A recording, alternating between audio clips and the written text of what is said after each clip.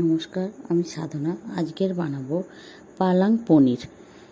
পালং শাকটা প্রথমে ভালো করে কেটে নিয়েছি, আর এদিকে পনিরগুলো 250 গ্রাম পনির আমি ছোট ছোট করে কেটে নিয়েছি।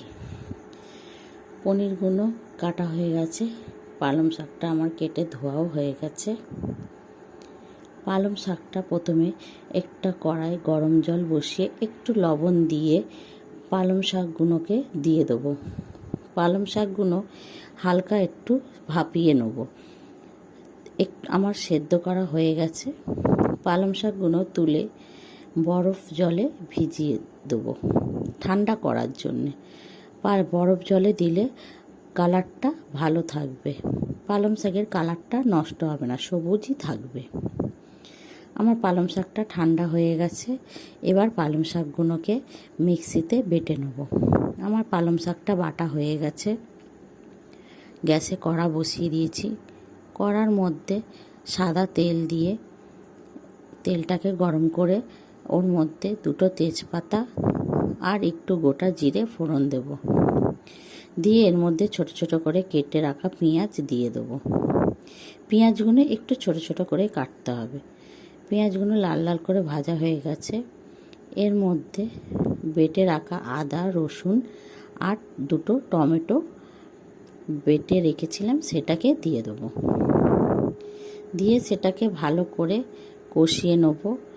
কষিয়ে তেলটা ছেড়ে দিয়েছে। এর মধ্যে একটু হলুদ গুঁড়ো, লঙ্কার গুঁড়ো, জিরের গুঁড়ো, ধনে গুঁড়ো আর পরিমাণ মতন লবণ দিচ্ছি। এর মধ্যে স্বাদ মতন অল্প চিনি দিতে হবে। ভালো করে এবার কষিয়ে নেব মশলাটাকে। মশলাটা যতক্ষণ না তেল ছাড়ছে ততক্ষণ কষিয়ে নিতে হবে। মশলা থেকে আমার তেল ছেড়ে দিয়েছে। এবার সেই বেটে রাখা পালং শাকটা দিয়ে দিলাম। ভালো করে এবার পালং শাকটা দিয়ে মশলার সঙ্গে ভালো করে কষিয়ে নেব। মশলাটা ভালো করে কষানো হয়ে গেলে একটু জল দিয়ে আমি চাপা দিয়ে দেবো। 2 থেকে 3 মিনিট পরে আবার ফিরে এসেছি। এসে ওটাকে ভালো করে নেড়ে চেড়ে আবার একটু গরম মশলার গুঁড়ো দিয়ে দেবো। দিয়ে গরম মশলার গুঁড়ো দিয়ে একটু ভালো করে নেড়ে নেব। নেড়ে এবার আমি পনিরগুলোকে দিয়ে দিলাম। আপনারা কাঁচা পনিরও দিতে পারেন, পনিরটাকে একটু ভেজেও দিতে পারেন।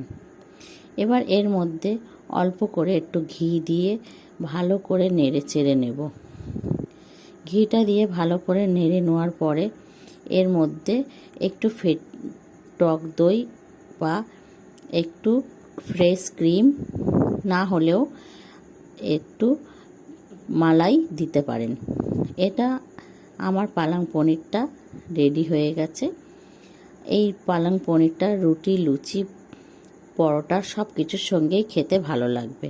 আপনাদের যদি এই পালং পনিরটা ভালো লেগে থাকে তাহলে লাইক, কমেন্ট, শেয়ার করে সাবস্ক্রাইব করে আমার